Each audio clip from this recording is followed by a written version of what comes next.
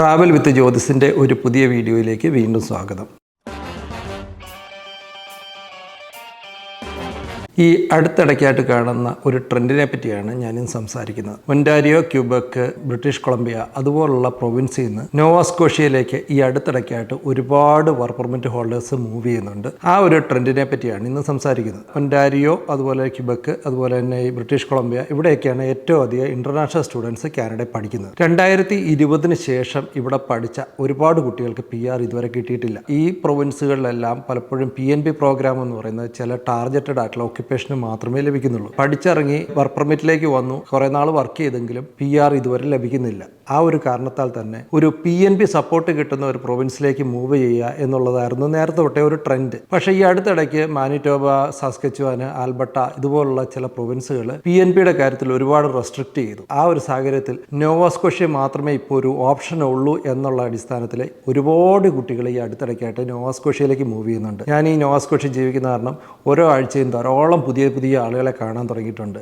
അത് ഒരു വലിയൊരു ട്രെൻഡായി മാറിക്കൊണ്ടിരിക്കുകയാണ്. നോവാസ്കോഷ്യ വരിക, എങ്ങനെയെങ്കിലും PNB ഒപ്പിക്കുക എന്നുള്ളത്. ഈ നോവാസ്കോഷ്യ PNBയെ പറ്റിയും അതുപോലെ ഇവിടുത്തെ സാഹചര്യത്തെ പറ്റിയും ഒന്ന് പറയുക എന്നുള്ളതാണ്. ഇതൊന്ന് അറിഞ്ഞിരുന്നാൽ നിങ്ങൾക്ക് ഒരുപക്ഷെ സഹായമാകും എന്ന് തോന്നിയതുകൊണ്ടാണ് ഞാൻ ഈ ഒരു വീഡിയോ ചെയ്യുന്നത്. മറ്റൊന്നുമല്ല, നോവാസ്കോഷ്യ PNBയെ പറ്റി ആദ്യം സംസാരിക്കുക. നോവാസ്കോഷ്യയിൽ 3 തരം PNB ആണ് നമുക്ക് സപ്പോർട്ടീവായിട്ടുള്ളത്. 1 Nova Scotia express PNB, 2 Nova Scotia skilled PNB, 3 Atlantic immigration programme. ഇതിനകത്തെ ആദ്യത്തെ കാറ്റഗറി നോവാസ്കോഷ്യ എക്സ്പ്രസ് PNB എന്ന് പറയുന്നത് പ്രധാനമായിട്ടും ഇവിടെ നോവാസ്കോഷ്യ പഠിച്ചവരെ സപ്പോർട്ട് ചെയ്യാൻ വേണ്ടിയാണ്. അത് കാരണം തന്നെ മറ്റ് പ്രൊവിൻസിൽ നിന്ന് മൂവ് ചെയ്ത വർക്ക് പെർമിറ്റ് ഹോൾഡേഴ്സിന് അത് സപ്പോർട്ടീവ് ആകുകയല്ല. ചില അപൂർവ സാഹചര്യങ്ങളിൽ അവരുടെ സ്പോർട്സിനെ സപ്പോർട്ട് ചെയ്തതായിട്ട് കാണുന്നുണ്ട്.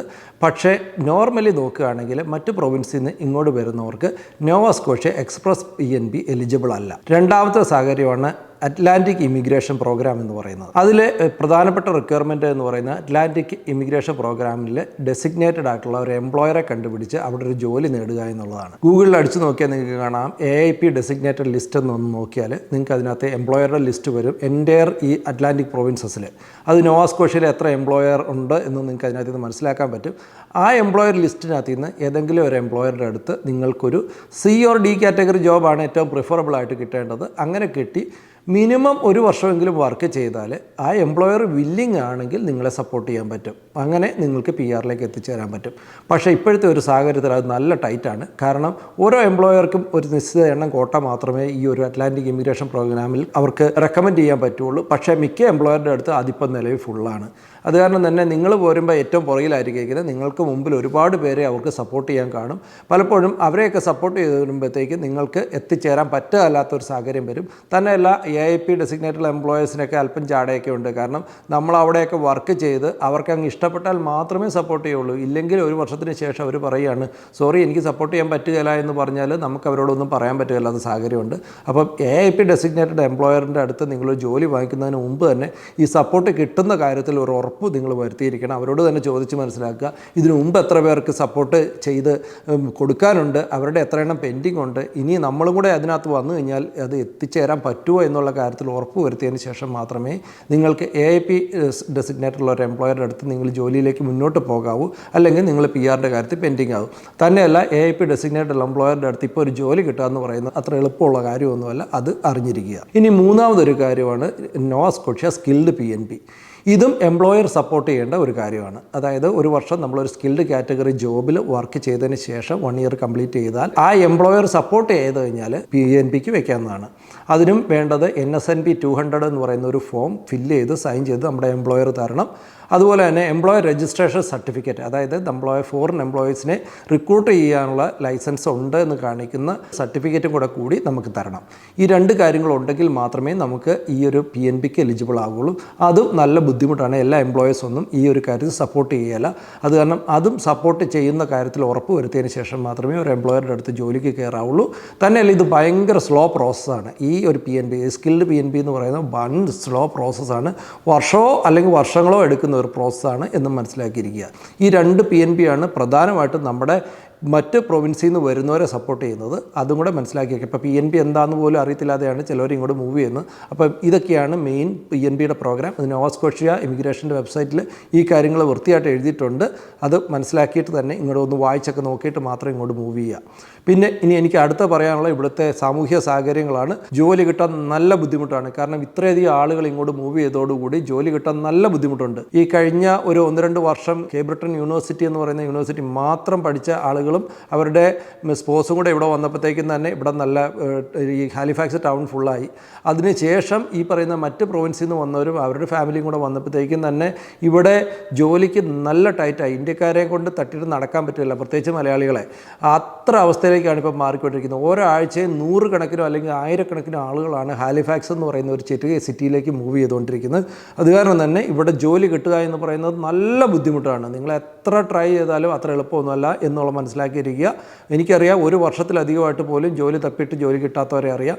അത് മനസ്സിലാക്കിയിട്ട് മാത്രം ഇങ്ങോട്ട് പോരുക. ചിലപ്പോൾ നിങ്ങൾക്ക് ഫ്രണ്ട്സ് ഉണ്ടാകും, അവരുണ്ടാകും, ഇവരുണ്ടാകും.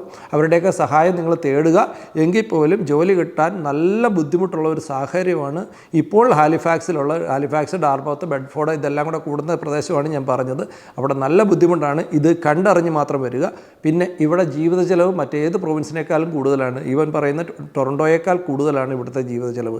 കാരണം ഒരു റൂം കിട്ടണേലൊക്കെ നല്ല ടഫാണ്. നിങ്ങളുടെ ഒരുപാട് കാര്യങ്ങൾ ചെക്ക് ചെയ്തിട്ട് മാത്രമേ ഉള്ളൂ സാധാരണഗതിയിൽ ഒരു ലാൻഡ് ലോഡ് നിങ്ങൾക്കൊരു റൂം തരുള്ളൂ. 750 തൊട്ട് 1200 വരെയൊക്കെയാണ് ഇപ്പോഴത്തെ ഇവിടുത്തെ സിംഗിൾ റൂമിൻ്റെ റെൻറ്റ്. അത് മനസ്സിലാക്കുക.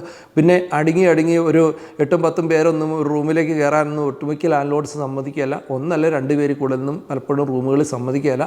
അതൊക്കെ അറിഞ്ഞിരിക്കുക. അപ്പോൾ നിങ്ങൾക്ക് വാടക ശരിക്കും കൂടുതലാണ്. കാറിൻ്റെ ഇൻഷുറൻസ് അത്ര കുറവൊന്നുമല്ല. ഒരു 150-നും 300-നും ഇടയ്ക്കായിരിക്കും ഇവിടുത്തെ കാറിൻ്റെ ഇൻഷുറൻസ്. അതുപോലെ തന്നെ ട്രാൻസ്പോർട്ടേഷൻ എന്ന് പറയുന്നത് നിങ്ങൾ ടൊറൻറ്റോയോ മോൺട്രിയലോ അല്ലെങ്കിൽ വാൻകൂവർ പോലെയൊന്നും കമ്പയർ ചെയ്തേക്കരുത്. ഇവിടുത്തെ ട്രാൻസ്പോർട്ടേഷൻ അത്ര വലിയ മെച്ചമുള്ള ഒരു സാഹചര്യമൊന്നുമല്ല. ചിലപ്പോൾ നിങ്ങൾ ഹാലിഫാക്സിൽ നിന്ന് ഡാർമൗത്ത് എത്തണമെങ്കിൽ 1.5 മണിക്കൂറോളം നിങ്ങൾ ചിലപ്പോൾ ബസ്സിൽ നിന്ന് ഇരിക്കേണ്ടി വരും. അല്ലെങ്കിൽ ബെഡ്ഫോർഡിൽ നിന്ന് ഡാർമൗത്തോ അല്ലെങ്കിൽ ഹാലിഫാക്സിലോ എത്തണമെങ്കിൽ. ഇതൊക്കെയാണ് ഇവിടുത്തെ മെയിൻ ചെറിയ ടൗണുകൾ. ഇങ്ങനെ സ്കാറ്റേഡ് ആയിട്ട് കിടക്കുന്നതാണ് ഹാലിഫാക്സ് റീജിയണൽ മുനിസിപ്പാലിറ്റി. അപ്പം അതിൻ്റെ ഒരു മൂലയ്ക്ക് നിന്ന് ഒരു മൂലയ്ക്ക് വരെ എത്തണമെങ്കിൽ പലപ്പോഴും 1 മണിക്കൂർ തൊട്ട് 2 മണിക്കൂർ വരെയൊക്കെ യാത്ര ചെയ്യേണ്ടി വരും. പ്രത്യേകിച്ച് റഷ് ടൈമിലാണ് അതിൽ കൂടുതൽ വരെ എടുത്തേക്കാം. അപ്പം നല്ല ട്രാൻസ്പോർട്ടേഷൻ സിസ്റ്റം ഒന്നും ഇവിടെ ഉണ്ടെന്ന് പറയാൻ പറ്റില്ല. മറ്റ് സിറ്റികളെ കമ്പയർ ചെയ്യുമ്പം ആ ഒരു സാഹചര്യം എല്ലാം നിങ്ങൾ മനസ്സിലാക്കിയിരിക്കുക. പിന്നെ ഇവിടുത്തെ ആളുകളൊക്കെ നല്ല ആൾക്കാരാണ്. വളരെ ഫ്രണ്ട്ലി ആയിട്ടുള്ള ആൾക്കാരും ഇംഗ്ലീഷ് സംസാരിക്കുന്ന പ്രൊവിൻസുമാണ്. വളരെ ഫ്രണ്ട്ലി ആയിട്ടുള്ള ആൾക്കാരും വളരെ മര്യാദപൂർവ്വം പെരുമാറുന്നവരുമാണ്. അതൊക്കെ നല്ല പ്ലസ് പോയിൻ്റാണ്. പക്ഷേ ഇങ്ങോട്ട് മൂവ് ചെയ്യുന്നവർ ഈ കാര്യങ്ങളൊക്കെ അറിഞ്ഞിരിക്കുക. ജോലി കിട്ടാൻ നല്ല ടൈറ്റാണ്. പ്രത്യേകിച്ചും നമ്മുടെ PR-ന് സപ്പോർട്ട് ചെയ്യുന്ന എംപ്ലോയീസിനെ കണ്ടുപിടിക്കുക എന്ന് പറയുന്നത് നല്ല ടൈറ്റാണ്. അത് മനസ്സിലാക്കുക. ജീവിത ചെലവ് നല്ല കൂടുതലാണെന്ന് മനസ്സിലാക്കുക. പിന്നെ നിങ്ങൾക്ക് ഈ PNB എല്ലാം നിങ്ങൾക്ക് കിട്ടണമെങ്കിൽ നിങ്ങളുടെ എംപ്ലോയറുടെ സപ്പോർട്ട് വേണം. അവിടെ ഓൾറെഡി വലിയ ക്യൂ ആയിരിക്കും. അതായത് എംപ്ലോയറുടെ അടുത്ത് ഈ PR സപ്പോർട്ടിന് വേണ്ടിയുള്ള ക്യൂ ഒരുപാടായിരിക്കും. അപ്പം അതിൻ്റെ പുറകിൽ നിങ്ങളൊരു ക്യൂവിൻ്റെ ഏറ്റവും പുറകിൽ പോയി നിൽക്കുമ്പോൾ നിങ്ങളെപ്പോഴും മനസ്സിലാക്കുക നിങ്ങൾക്ക് കിട്ടും എന്നുള്ള കാര്യത്തിൽ ഉറപ്പ് വരുത്തുക.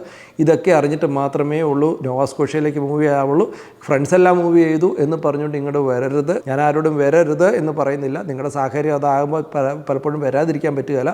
പക്ഷേ നിങ്ങൾ അറിഞ്ഞിരിക്കുക ഇവിടുത്തെ ഒരു സാഹചര്യം ഇതാണ്. ഞാൻ നോവ സ്കോഷ്യ ജീവിക്കുന്ന ആളായത് കാരണം തന്നെ ഓരോ ദിവസം ഇതുപോലുള്ള ആളുകളെ കാണുന്ന കാരണമാണ്. ഞാനും ഇതുപോലെ സിമിലർ സിറ്റുവേഷനിലൂടെ കടന്നുപോയ ആളുമാണ്. അത് കാരണം കൂടെയാണ് ഞാൻ ഈ പറയുന്നത്. വളരെ ശ്രദ്ധിക്കുക. ശരിക്കും 2 പ്രാവശ്യം തിങ്ക് ചെയ്യുക. ഏതെങ്കിലും ജോലി കിട്ടിയിട്ട് വരുന്നതാണ് ഏറ്റവും നല്ലത്. അപ്പോൾ ഇങ്ങോട്ട് വരുന്നതിന് മുമ്പ് നിങ്ങളെ നോവ സ്കോഷ്യ ഇമിഗ്രേഷൻ്റെ വെബ്സൈറ്റിൽ നോക്കി വിവരങ്ങളെല്ലാം കൃത്യമായിട്ട് അറിയുക. അതുപോലെ തന്നെ ജോലി കിട്ടേണ്ട പ്ലാറ്റ്ഫോമുകൾ ഇപ്പോൾ ഇൻഡീഡ്, ലിങ്ക്ഡിൻ പോലുള്ള വെബ്സൈറ്റുകളിലൊക്കെ കയറി ഇവിടുത്തെ ജോലിയുടെ അവൈലബിലിറ്റി നോക്കുക. എന്നിട്ട് പരമാവധി അപ്ലൈ ചെയ്ത് ഒരു ജോലി കിട്ടിയതിന് ശേഷം മാത്രം മൂവ് ചെയ്യുക. അതൊക്കെ ആയിരിക്കും ഏറ്റവും സേഫ് സൈഡ്. അപ്പോൾ ഇതുപോലുള്ള പുതിയ വിശേഷങ്ങളുമായി വീണ്ടും വരാം. അതുവരെ ബൈ.